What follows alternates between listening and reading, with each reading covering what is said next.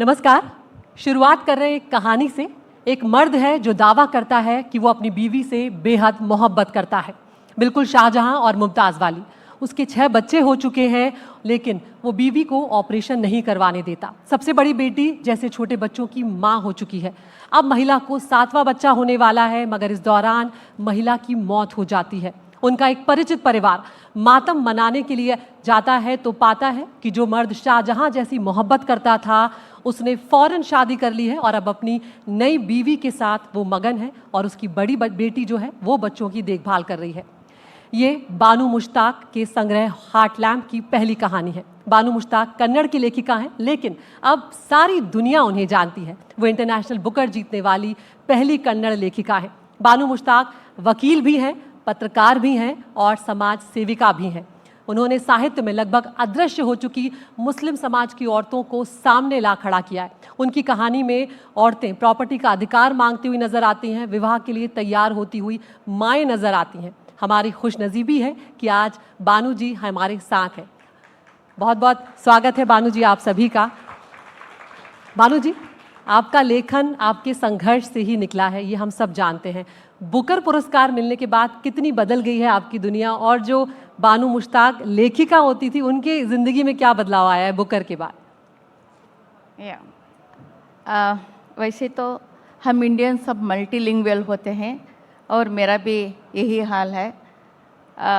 मेरी मातृभाषा दक्कनी उर्दू है और मेरा लैंग्वेज ऑफ एक्सप्रेशन कन्नड़ा है और इंग्लिश तो आदि ही हूँ।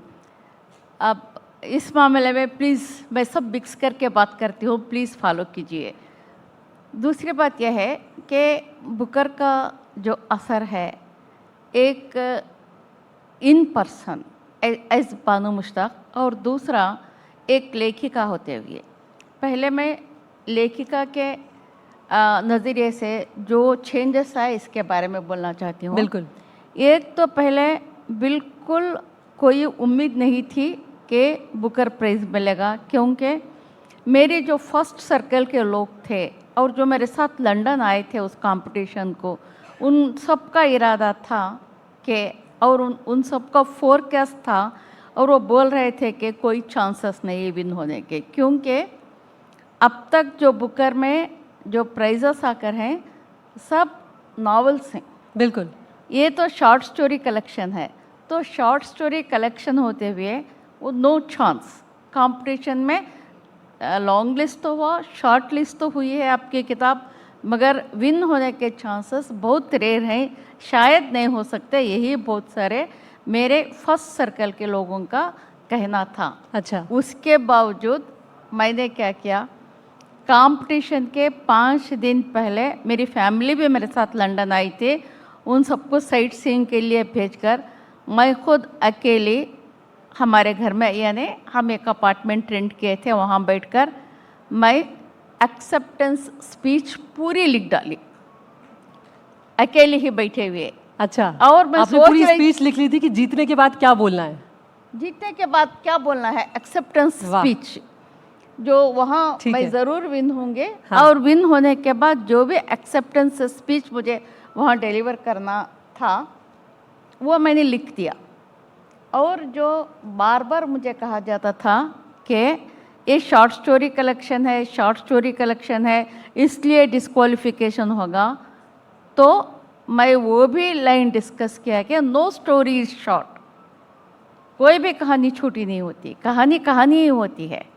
ये एक्सेप्टेंस स्पीच मेरे लंदन की पब्लिशर तारा स्टेफान, उसने पिछले हफ्ते मुझसे फ़ोन पे कहा कि इस स्पीच को 30 लाख व्यूज़ मिले हैं। वाह। यस। और बुकर वाले खुद परेशान हैं कि ये क्या हो रहा है, क्यों इस स्पीच को इतना सराहा जा रहा है, क्यों इस स्पीच को लोग इतना पसंद कर रहे हैं। वैसे मेरी इंग्लिश भी बहुत भारी नहीं है, बस जैसे इंडियंस बोलते हैं वैसे इंग्लिश बोल लेती हूँ। वही इंग्लिश में जो मैं एक्सेप्टेंस स्पीच बोला उसको सब लोग पसंद किए। दूसरा, शॉर्ट स्टोरीज़ को नावल से थोड़ा कमतर समझते हैं, थोड़ा इन्फीरियर समझते हैं। जी। मगर इस अवार्ड के बाद, हम्म। इस प्राइज़ के बाद शॉर्ट स्टोरीज लिखने में उसको एक रिकग्निशन मिला है। बिल्कुल।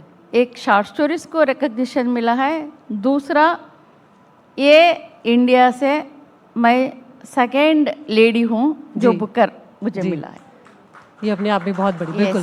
और कन्नड़ की आप पहली लेखिका हैं जिन्हें ये बुकर इंटरनेशनल मिला है। कन्नड़ की आप पहली लेखिका हैं और हाँ, दूसरी भारतीय कन्नड़ा महिला। लैंग्वेज, जी। हालांकि कन्नड़ा लैंग्वेज को 2500 साल का एक ट्रेडिशन है, परंपरा है। जी। इसके बावजूद ग्लोबल लेवल में कोई ऐसा रिकग्निशन नहीं मिला था। फर्स्ट टाइम कन्नड़ा को इतना ज़बरदस्त रिकग्निशन मिला है। बिल्कुल। और ये भी बात नहीं है, जो साउथ इंडिया के द्रविडियन लैंग्वेजेस हैं, कन्नड़ा, तमिल, तेलुगु, जी। मलयालम, वो लोग भी बहुत सारा सेलिब्रेट कर रहे हैं कि द्रविडियन लैंग्वेजेस को रिकग्निशन बिल्कुल, मिला आपने है। पूरे देश का नाम अंतर्राष्ट्रीय स्तर पर Yes. रोशन किया है, वो अपने आप में बहुत बड़ी बात है। लेकिन यहाँ पर बानू जी, मैं और भी कुछ सवाल आपसे लेना चाहूंगी। आप उस दौर में लेखक बनी हैं जब महिलाओं के लिए पढ़ाई करना भी बहुत Yeah. मुश्किल होता था। Yeah. ये अपने आप में बहुत बड़ी बात है। 26 साल की उम्र में आपने लव मैरिज की थी, बहुत परेशानियां झेली, परिवार का, सोसाइटी का, सबका विरोध आपने झेला। कैसी थी वो जिंदगी, उस संघर्ष के बारे में भी बताएं। या कॉलेज में जब थी तो मेरे सीनियर और मेरे दूर के रिश्तेदार मेरे हस्बैंड है आजकल, जब हमको एक दूसरे को हमने पसंद किया, मगर पूरे 7 साल तक शादी नहीं बनी, क्योंकि मेरे ससुराल वाले उनको ये ज़्यादातर, खासकर उनको ये ऑब्जेक्शन था कि एक काली पीली लड़की है। मेरी रंगत की वजह से, मेरे काले पीलेपन से वो शादी भी करना नहीं चाहते थे। और दूसरा, मैं आउटस्पोकन भी हूँ, खुल के बात करती हूँ। वो काली पीली भी है और बहुत ज़्यादा बात भी करती है, ये डिस्क्वालिफिकेशन हुआ मेरे लिए बात। और मैं मैं जॉब में भी थी, जब ऑल इंडिया रेडियो में मैं अनाउंसर होकर सिलेक्शन भी हुआ था जी। बेंगलुरु स्टेशन को। उसके बाद कैजुअल कॉन्टैक्ट के बाद मैं वहाँ हासन, मेरे जो ज़िले में, मैं हाई स्कूल में टीचर भी थी। मेन इशू ये था कि उसको जॉब भी छोड़ना पड़ेगा। अच्छा। मैं वो भी मान ली, और शादी हुई 15 दिन के बाद मुझे जॉब को रेजिग्नेशन भी करना पड़ा। और मैं बिल्कुल घर के माहौल में एक हाउसवाइफ होकर, मैं बस एक बहू बनकर, एक बीवी बनकर ऐसा ही रहना पड़ा, ये मामला। तो दिक्कतें लगातार आती रहीं। एक बात और मुझे बताइए कि आपकी कहानियों में मुस्लिम समाज की जो महिलाएं हैं, उनके संकटों को आपने छुआ है, उनकी मुश्किलों को छुआ है, चाहे वो प्रेगनेंसी से जुड़े मुद्दे हों, चाहे वो प्रॉपर्टी का अधिकार मांगती हुई नजर आ रही हैं। जब आप इन कहानियों के किरदारों को चुनती हैं, विषय कैसे चुनती हैं आप? नहीं, ये एक्चुअली एक सोशल इनएविटेबल एक्शन लेना था मुझे। जब क्योंकि 1980s में पूरे कर्नाटका में सोशल मूवमेंट्स बहुत ज़बरदस्त है। एक तरफ किसानों का मूवमेंट, एक तरफ दलित मूवमेंट्स, और एक तरफ लैंग्वेज मूवमेंट्स और फेमिनिस्ट मूवमेंट, लैंग्वेज मूवमेंट और एनवायरनमेंट मूवमेंट, ये सब मिलजुल कर पूरे कर्नाटका में एक बहुत ज़बरदस्त सोशल अवेयरनेस का प्रोग्राम चल रहा था। उन सब प्रोग्राम्स में, उन सब सोशल मूवमेंट्स में मैं डायरेक्ट तौर से हिस्सा भी ली। जब मैं उसके कारकुन बन के मैं काम करने लगी, तो वहाँ बहुत ज़्यादा से वर्कशॉप्स होते थे, वीकली वर्कशॉप्स, डेली वर्कशॉप्स सब देते थे। और जब यंगस्टर्स थे उस ज़माने के, जैसे मैं भी थी उनमें से एक, हम सबको पूरे डिस्कशंस होते थे कि कॉन्स्टिट्यूशन क्या है, कॉन्स्टिट्यूशन राइट्स है, एक फेमिनिज्म क्या बोलता है, फेमिनिस्टिक हिस्ट्री क्या बोलते हैं, एक फेमिनिज्म राइट्स क्या बोलते हैं, और फेमिनिज्म क्या चाहता है, इसके बारे में बहुत ज़्यादा जो वर्कशॉप्स हुए उसमें मैं रेगुलर में हिस्सा लेती थी। इस के ऊपर ये बहुत अजीब लगा वहाँ के लोगों को, मुस्लिम सोसाइटी को, कि मेरे ससुर भी एक ईमानदार लोग थे वहाँ के, और मेरे बाप का भी कुछ पोजीशन था। फलां के बेटे और फलां की बहू नारे लगाकर रास्ते में प्रोसेशन करती है, झंडा पकड़ती है, और पुलिस उसे अरेस्ट भी करती है। ये कैसे औरत है, ये क्या कर रही है, ये क्या करना चाहते हैं, चलो घर की इज्जत भी लुटा दी, ऐसा उनका एक ओपिनियन था मेरे बारे में। मैं जब वो सोशल मूवमेंट्स में मैं इन्वॉल्व हुई, और सोशल जस्टिस के पूरे मरहलों से गुजरते गई तो मुझे क्लैरिटी होते गए। और उसमें एक मोमेंट था जिसको आज भी बंडाया साहित्य संगठन कहते हैं, यानी ये एक बागी मूवमेंट है, जैसे एक रेवोल्यूशनरी मूवमेंट है जी। जहाँ सोशल नॉर्म्स को एज इट इज़ नहीं मानते, बिल्कुल जो डिसोबीडियंस का एक मेजर इशू है, रेजिस्टेंस है, जो जहाँ कास्ट, क्लास और जेंडर को बहुत सारे सवाल करते हैं और उसको एक्सेप्ट नहीं करते, उनके जो नाम्स हैं वो एक्सेप्ट नहीं करते। इस बागी मूवमेंट के, इस बंडाया साहित्य संगठन के मैं स्टेट लेवल कन्वीनर भी हो चुकी हूँ। इसके ज़रिए मुझ में जो पहले से ही लिखने की सलाहियत थी जी। मैं लिखना चाहती थी, बहुत कुछ लिखना चाहती थी, मगर माहौल ऐसा था कि एक मुस्लिम औरत लिख रही है, वो भी मीडियम ऑफ इंस्ट्रक्शन मेरा मैं जो पढ़ी हूँ और मीडियम ऑफ एक्सप्रेशन मेरा जो है वो कन्नड़ा है और मादरी ज़बान दक्कनी उर्दू है। इस माहौल में मैं लिखूं तो क्या लिखूं, कौन से ज़बान में लिखूं और सब्जेक्ट क्या होता है और मेरे कैरेक्टर्स क्या होने चाहिए और जो बैकग्राउंड मैं एक सिनेरियो बनाती हूँ वो क्या होना चाहिए। मैं सीता के बारे में लिखूं या गीता के बारे में लिखूं या ज़ोहरा के बारे में लिखूं या आयशा के बारे में लिखूं। ऐसा लिखूंगी तो मैं दीपावली के बारे में लिखूं या रमज़ान के बारे में लिखूं। और क्योंकि मेरे पूरे ऑडियंस कन्नड़ स्पीकिंग लोग थे, कन्नड़ीगास थे, कन्नड़ीगास को मैं लिखना है तो मैं क्या लिखूं, ये दुविधा मेरे आगे थी। मैं कुछ डिसाइड नहीं की थी। तो बंडाया साहित्य संगठन के ओर से ये भी डायरेक्शंस हम तुम मिलते जाएंगे तो लिखो तो खुद के बारे में लिखो, खुद के जो करीबी सोसाइटी है जी, तुम्हारे अपने जो हैं, तुम्हारे मोहल्ले के बारे में लिखो और तुम्हारे अपने जो हैं उनके बारे में लिखो, जो अनामिलिस तुम फील करते हो उसके बारे में लिखो। ऐसा मिलते जाने के बाद पहले एक स्टोरी लिखी जिसमें मुस्लिम नाम थे, मुस्लिम औरतें थीं। जब तक कन्नड़ा लिटरेचर में यह माहौल था कि हिंदू मेल राइटर्स ही ज़्यादा थे, विमेन राइटर्स नहीं थे, क्योंकि उनको एजुकेशन ही दूर की बात थी। और जब मुस्लिम सोसाइटी के बारे में वो लोग लिखते तो मुस्लिम विमेन को तो नहीं टच करते थे, क्योंकि उनको मालूम ही नहीं था हिंदू मेल राइटर्स को। और जो भी लिखते एक करीम साहब के बाद लिखते बारे में लिखते या सलाम साहब के बारे लिखते और उनके बारे में ऐसे लिखते कि या तो वो बहुत ही गॉडली पर्सन है, बहुत ही बेहतरीन शख्स है जिसमें कोई बुराई नहीं, या ऐसे लिखते कि वो ऐसा विलन है, ऐसा राक्षस है जो उसके बारे में बोलने कोई लफ्ज़ ही नहीं, ऐसे लिखते। तो मैं सोचते कि ऐसे क्यों लिखते हैं, ब्लैक एंड व्हाइट कैरेक्टर सबके पास हैं, अच्छा और बुरा मुस्लिम भी हो सकता है। यानी कि आप आसपास जो लोग देख रही थी, जो कहानियां आप देख रही थी, उन्हीं को आपने कहीं ना कहीं इसके बारे में मैं एक्सपेरिमेंटेशन शुरू की। जब मैं स्टोरी लिखी और जो उर्दू के वर्ड्स थे वो ऐसे ही रखते गए, जैसे जनाजा, जैसे मस्जिद, जैसे असर की नमाज, रमज़ान, ऐसे ही जो भी पर्शियन, अरेबिक और हमारे यूसेज के वर्ड्स थे वो ऐसे ही कहानी में रखते गए।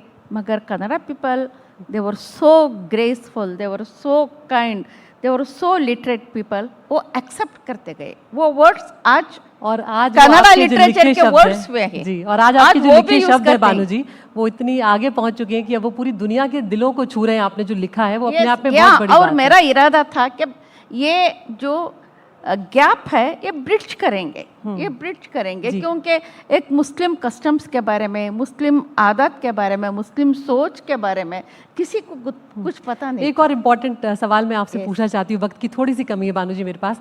आप डिप्रेशन से भी गुजरी और हम जानते हैं कि अब जो माहौल है, बहुत ज़्यादा भाग दौड़ भरी ज़िंदगी है, लोग भाग रहे हैं और टेंशन में जल्दी आते हैं, डिप्रेशन में और जल्दी आते हैं। आप किस तरह से उभरी उससे, वो ज़रूर बताएं। यह शादी के बाद जो मैं जॉब भी छोड़ी थी, घर पर ही रहती थी, मेरे कोई इंटेलेक्चुअल एक्टिविटीज़ नहीं थे, उसके बारे में मैं सफ़र करती थी। और मेरे हस्बैंड को मैं बार बार बोल रही थी कि मेरा दिमाग को जंग पकड़ जाएगा अगर मैं कुछ इंटेलेक्चुअल एक्टिविटीज़ ना करूँगी, ना लिखूँगी, ना इंटरेक्ट करूँगी। तो वो बोलते थे कि लिखूँगे तो क्या लिखूँ, कोई स्टिमुलेशंस तो चाहिए ना, लिखना इतना आसान चीज़ तो नहीं है। बिल्कुल। जैसे बैठ के हम बात करेंगे ऐसा भी आसान, बात करने को भी कुछ तो हिम्मत होना चाहिए, मवाद होना चाहिए। कुछ भी नहीं तो मैं लिखूं भी तो कैसे लिखूं। तो उनको पूछती थी कि मुझे बाहर जाने की इजाज़त चाहिए, मैं बाहर जाना चाहती हूँ, या तो मैं हायर स्टडीज़ करना चाहती हूँ, या कुछ बाहर के दुनिया से मैं अपना ताल्लुक़ करना चाहती हूँ। जो वो भी मेरे हस्बैंड भी मजबूर थे, क्योंकि वो भी उनके जो बुज़ुर्ग थे उनकी बात मानने की थी, और उनके वैल्यूज़ अलग थे। मैं ये नहीं कह रही हूँ कि बुरे आदमी है, मैं ये सिर्फ ये कह रही हूँ कि उनके वैल्यूज़ अलग थे, उनका फेथ अलग था, उनका देखने का नज़रिया अलग था।